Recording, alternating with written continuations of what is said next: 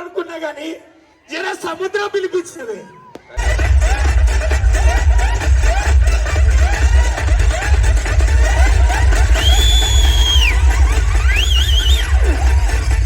Siren అని ఒక cinema చేస్తున్నాం.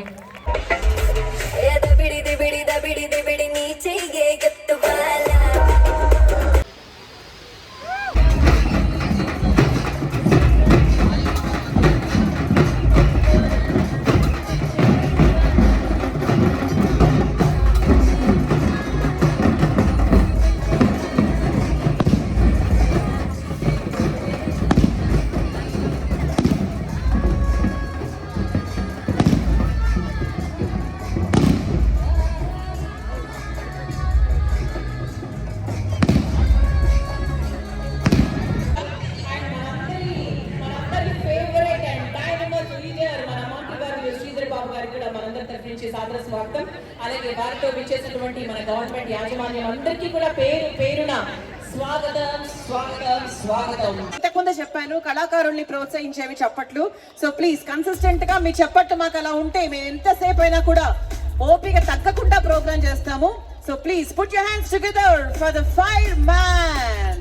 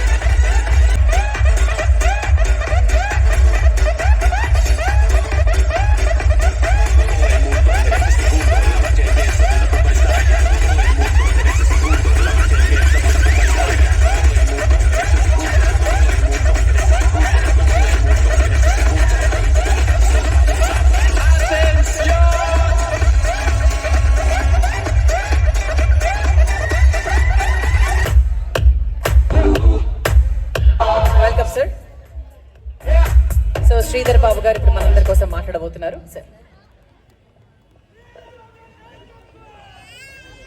అందరికీ నమస్కారం. వేలాది మంది ఈరోజు రామగుండం నియోజకవర్గం ఇదే గోదావరికని ప్రాంతానికి సంబంధించిన మా అక్కలు, చెల్లెలు, అన్నలు, తమ్ముళ్ళందరికీ హృదయపూర్వకంగా నమస్కారాలు తెలియజేస్తూ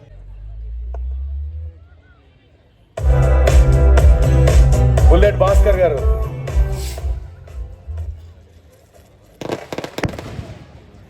జబర్దస్త్ బుల్లెట్ భాస్కర్, తాగుబోతు రమేష్ గారు ఇక్కడే ఉండాలి, రచరవి గారు ఇక్కడే ఉండాలి,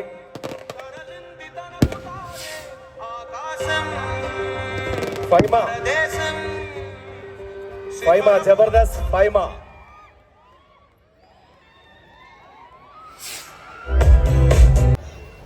ఇదంతా చూసిన తర్వాత ద 100 మూవీ తర్వాత నేను చేయబోయే ప్రాజెక్ట్ ఆల్రెడీ కన్ఫర్మ్ అయిపోయింది. అక్కడ హైదరాబాద్లో అనౌన్స్ చేద్దాం అనుకున్నాను. కానీ ఇదంతా చూసిన తర్వాత ఇంతకు మించిన వేదిక దొరకదనిపించింది. ఎందుకంటే ఇక్కడ అందరం బొగ్గు గని కార్మికుల ఫ్యామిలీ నుంచి వచ్చినాం. బొగ్గు గని కార్మికుల కుటుంబాలు, సింగరేణి యాజమాన్యం ఉంది. ఇక్కడ మంత్రివర్యులు ఉన్నారు, రాజ్ ఠాకూర్ గారు ఉన్నారు, లక్ష్మణ్ కుమార్ గారు ఉన్నారు, కార్మిక సంఘాలు ఉన్నాయి. అంటే ప్రతి ఒక్కరికి సింగరేణి జీవితం మీద అవగాహన ఉన్న వ్యక్తులే ఇక్కడ ఉన్నారు. సో ఇక్కడ కాకుండా ఇంకెక్కడ చేసినా దానికి ఎందుకో యాదృచ్ఛికంగా సందర్భం ఇక్కడ వచ్చినట్టు అనిపించింది. జార్జి రెడ్డి డైరెక్టర్, జీవన్ రెడ్డి డైరెక్టర్గా, నేను హీరోగా సింగరేణి కార్మికుడి జీవితాన్ని పూర్తిగా వాళ్ళ లైఫ్ స్టైలు, వాళ్ళ కష్టాలు, వాళ్ళ ఇష్టాలు, వాళ్ళ ఎంజాయ్మెంట్స్, వాళ్ళ భావోద్వేగాలన్నీ జంగ్ సైరన్ అని ఒక సినిమా చేస్తున్నాం. అది కూడా గోదావరికని పరిసర ప్రాంతాల్లోనే చేయాలని నిశ్చయించుకున్నాం. అందుకు పూర్తి సహకారం మన యాజమాన్యం కానీ మన ప్రతినిధులు కానీ అందిస్తారని మనస్ఫూర్తిగా కోరుకుంటూ, దాంతోపాటు ఇక్కడ ఉన్న లోకల్ కళాకారులనే తీసుకుందామని అనుకుంటున్నాం. అది ఈ సభాముఖంగా తెలియజేస్తున్నాను. డెఫినెట్గా ఇక్కడి కళాకారులను ఎంకరేజ్ చేస్తాం అనుకుంటున్నాము.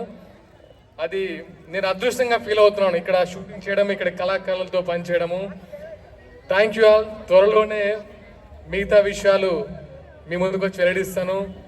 నాకు ఈ అవకాశం ఇచ్చినందుకు మనస్ఫూర్తిగా ధన్యవాదాలు. Thank you. ఇక్కడికి సహకరించిన పోలీసు వారికి, అన్నలకి, తమ్ముళ్ళకి, బంధుమిత్రులకి, అందరికీ, పాత్రికేయ మిత్రులందరికీ మనస్ఫూర్తిగా కృతజ్ఞతలు. Thank you so much.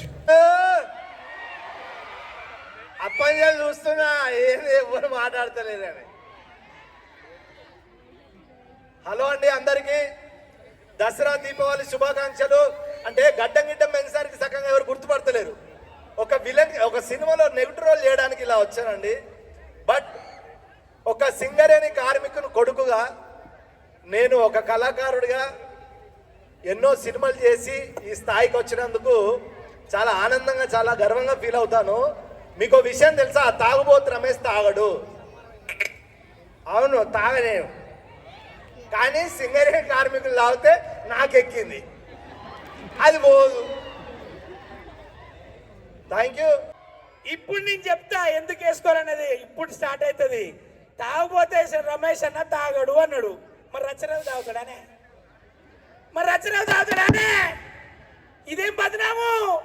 నేనేమంటా, దీని అమ్మ జీవితం అన్నీ మర్చిపోనికే మందేస్తాం, కానీ మందేసినాకనే అన్ని గుర్తుకొస్తాయి అని ఒక డైలాగ్ చెప్తా.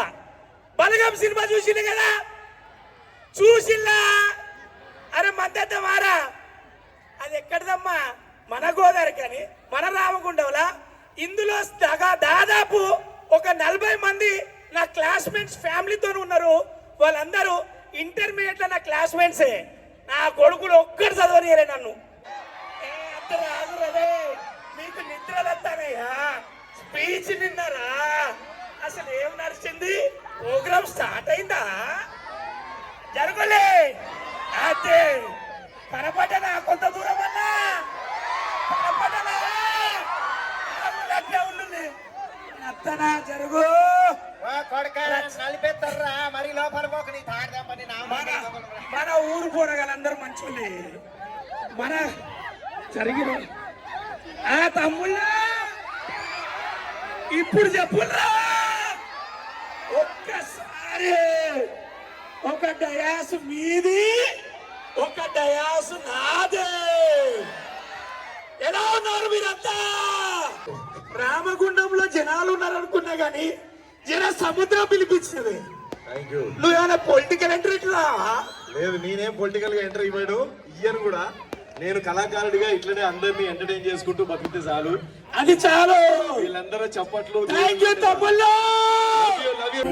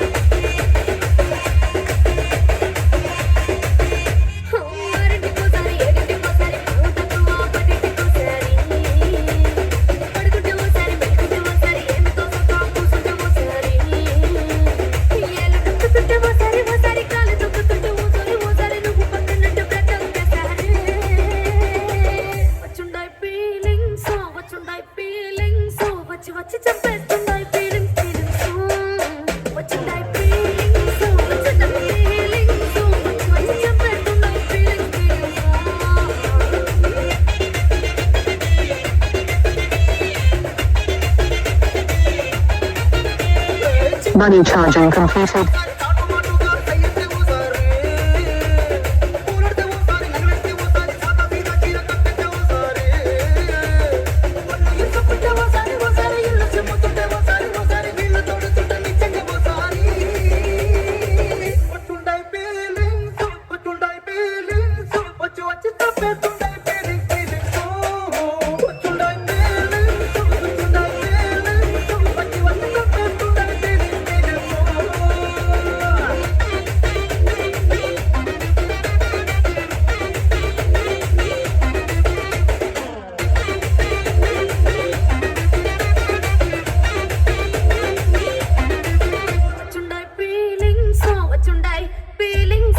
వచ్చి చంపేస్తుంటాయి ఫీలింగ్స్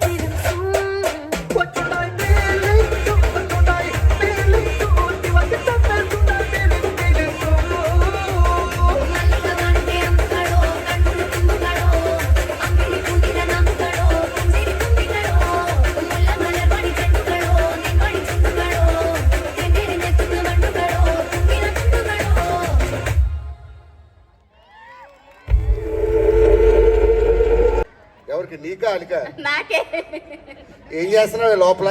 మేకప్ చేసుకుంటున్నా అండి. అమ్మా నాకు ఒక విషయం అర్థం కాదు, మీ ఆడాళ్ళు మేకప్ ఎందుకు వేసుకుంటారు? మా ఆడాళ్ళు మేకప్ వేసుకునేది మీ అబ్బాయిలకు అందంగా కనిపించడం కోసం అండి. వైన్ షాప్ కి వెళ్ళి 90 వేసామంటే దీని అమ్మమ్మ కూడా అందం కనబడుతుంది. చెప్పరేందయ్యా? ఏమండి ఆ ఏంటి తాగొచ్చారా? అవును, మీరు తాగడం మానేస్తే మనం ఇల్లు కట్టుకోవచ్చు. మీ ఆడాళ్ళు మేకప్ మానేస్తే ఎన్టీపీసీలు 4 కట్టొచ్చు. నువ్వు ఏ రోజైనా అడిగావా? సరే పోనీ తాగడం వల్ల లాభాలు ఉన్నాయా? ఇగో అందరూ ఉన్నారు కానీ క్లియర్ గా చెప్తున్నా, చెప్పుకోండి. తాగడం వల్ల మొదటి లాభం, ఆ తాగినోడిని ఎవడు అప్పు అడగడు. ఎందుకండి? ఎందుకంటే ఈడు అప్పులు చేసుకొని తాగుతుంటాడు. సరే ఇంకా తాగినోడి ఇంటికి ఎవడు దొంగతనానికి రాడు.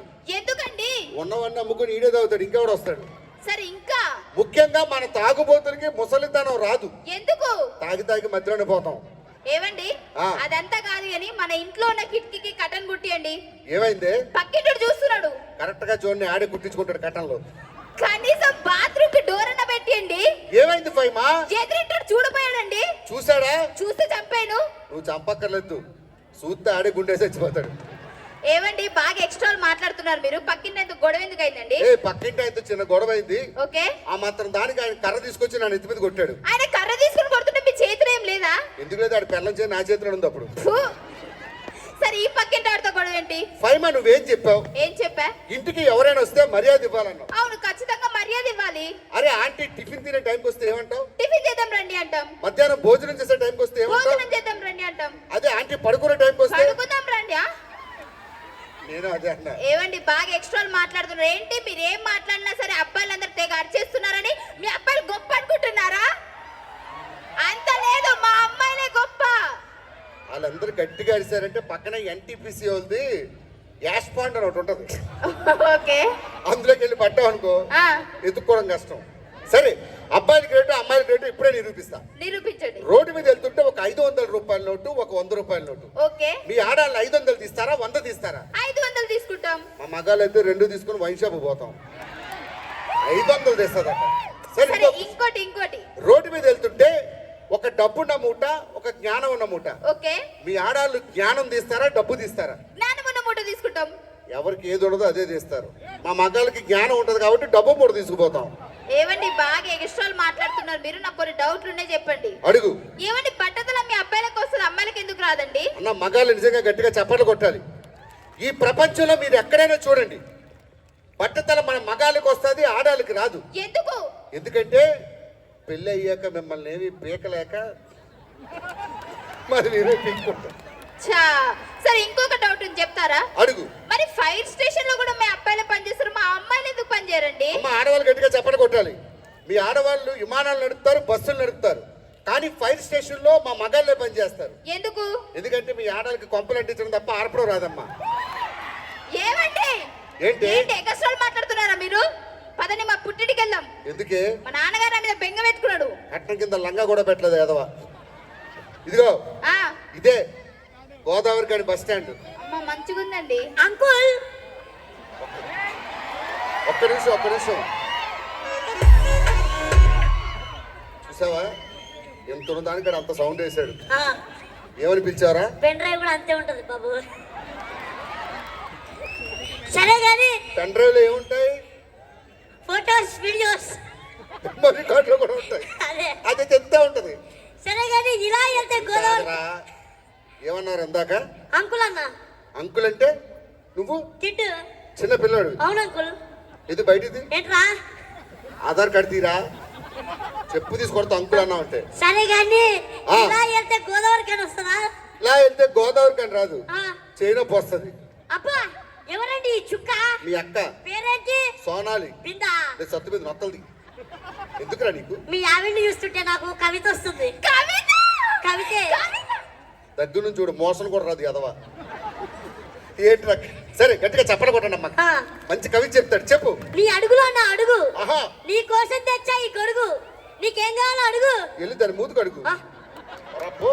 కాదండి నేను పెళ్లి చూపులకి వెళ్తున్నానా? ఏంటి పెళ్లి చూపులుకా? ఆ. నీకు 2 మంచి విషయాలు చెప్తా. అక్కడికి వెళ్ళిన తర్వాత మీ అత్తగారు వాళ్ళు సైకిల్ పెడతా అంటే బైక్ అడుగు. ఓకే. బైక్ పెడతా అంటే కార్ అడుగు. అమ్మాయిని ఇస్తా అంటే? వాళ్ళ అమ్మని అడుగు. ఆ. ఏం కావాలరా నీకు? కాదండి మీ ఆవిడ చుట్టూ పద రింగులు ఉంది, ఏం వాడుతుంది? నిజంగా అండి, మొన్నటి దాకా మా ఫైమా జుట్టుతో ఇల్లు ఉడిచేది, అంత పొడుగుండేది. ఆ. సీలింగ్ ఫ్యాన్ తగులుతుందని మొన్న కట్ చేశాను. ఇంత వద్దైన జుట్టు రావాలంటే ఆ సీక్రెట్ మన గోదావరి కని ఆడవాళ్ళకి మాత్రమే చెప్తుంది. జాగ్రత్తగా సెల్ ఫోన్ రికార్డ్ చేసుకోండి. బేసిక్ గా నా జుట్టుకు నేను ఏం చేస్తానంటే పొద్దునే ఆయిల్ పెట్టి మసాజ్ చేస్తా. మరి మధ్యాహ్నం షాంపూ పెట్టి స్నానం చేస్తా. మరి రాత్రి విగ్గు తీసి కుక్కని తగిలిస్తుంది. అర్ధరాత్రి 12 గంటలకు నేను పేరు చూస్తాను. అది విగ్గా? ఇదే, ముందుకు లాగు. ఓరే నీ అమ్మ, గోదావరి కనంత ఉందా బట్ట, ముందులా. సరే కానీ అడ్రస్ చెప్పండి, వెళ్ళిపోతా. అత్తగారి ఇల్లు గోదావరి కని. మీ అత్తగారు గోదావరి కని ప్రెసిడెంట్? కాదండి. గోదావరి కని ఎన్ని డోర్ నెంబర్లు ఉంటాయి, ఎన్ని ఏరియాలు ఉంటాయి? కాదండి. ఇప్పుడు చార్మినార్ ఎక్కడుంది? హైదరాబాద్. ఆర్కే బీచ్ ఎక్కడుంది? వైజాగ్. ఇవన్నీ తెలుసు మా అత్తగారిని తెలుసు నీకు? పోసిటీకే చార్మినార్ కి రోజుకి 1,00,000 మంది వస్తారు. ఆ. మీ అత్త దగ్గరికి. ఏయ్ ఏమండి? ఆ అడ్రస్ నాకు తెలుసు. ఏమండి మీ ఆవిడకి తెలిసి ఒక్కసారి పంపిస్తారా? మళ్ళీ మా ఆవిడ తిరిగి పంపిస్తావా? నేను అలాంటి కాదండి. అది అలాంటిదే, తిరిగి రాదు. తీసుకో. Thank you. థ్యాంక్ యూ అన్న, థ్యాంక్ యూ సో మచ్ అన్న. రాజ్ ఠాకూర్ అన్న, కొంచెం లేట్ అయింది. మళ్ళీ ఒక సాంగ్ తర్వాత నేను ముందుకు వస్తాం. సో మీరు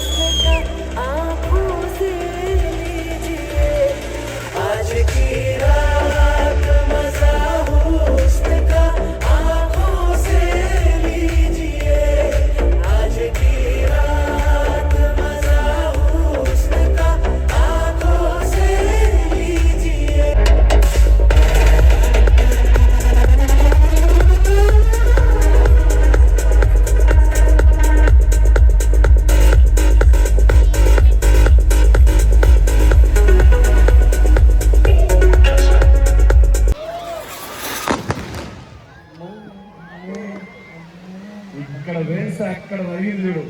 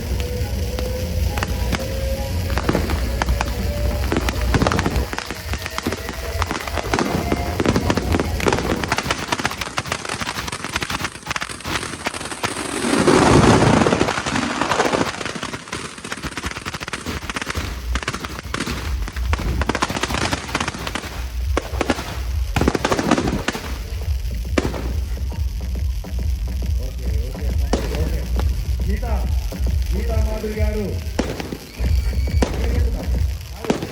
ఫాలో